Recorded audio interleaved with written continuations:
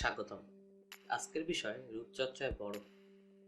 তপ্ত দুপুরে এক গ্লাস বরফ শীতল পানি যেমন স্বস্তি এনে দিতে পারে, তেমনি মেকআপ বা ত্বকের যত্ন সহায়ক বরফ। দেখা যাক কিভাবে। ব্রণ দূর করতে বরফ। ব্রণের ফোলাভাব কমাতে সাহায্য করে বরফ। একটি পরিষ্কার কাপড়ে কয়েক টুকরো বরফ নিয়ে ব্রণের উপর হালকা করে চেপে ধরতে হবে। এতে ব্রণ সংকুচিত হবে এবং ব্যথা কমবে। ত্বক উজ্জ্বল করতে বরফ ঘষলে ত্বকে দীপ্তি ফিরে আসে। পরিষ্কারের পর এক টুকরা বরফ ঘষে নিলে ত্বকে স্নিগ্ধতা ফিরে আসবে। বরফ ঘষার ফলে রক্ত সঞ্চালন বৃদ্ধি পায়, তাই ত্বক সুস্থ থাকে। এরপরে চোখের ফোলাভাব দূর করতে অপর্যাপ্ত ঘুমের কারণে চোখের নিচে ফুলে যেতে পারে। চোখের ফোলাভাব কমাতে বরফ চেপে ধরতে পারে, যা চোখে আরাম দেওয়ার পাশাপাশি ত্বক করবে টানটান। রোদের প্রভাব কমাতেও বরফ কার্যকর।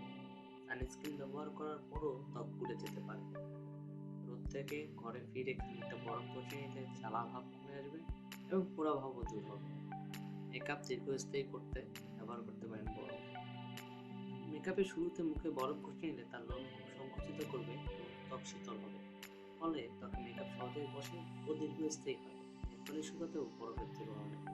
ত্বকে নেলপালিশ লাগানোর পর তাতে জলদি শুকাতে বরফ ঠান্ডা পানিতে নখ ভিজিয়ে রাখুন। সতর্কতা কিছু অবলম্বন করা জরুরি। বরফ ব্যবহারে ত্বকের জন্য উপকারী, তবে এক্ষেত্রে সঠিকভাবে ব্যবহার করা গুরুত্বপূর্ণ।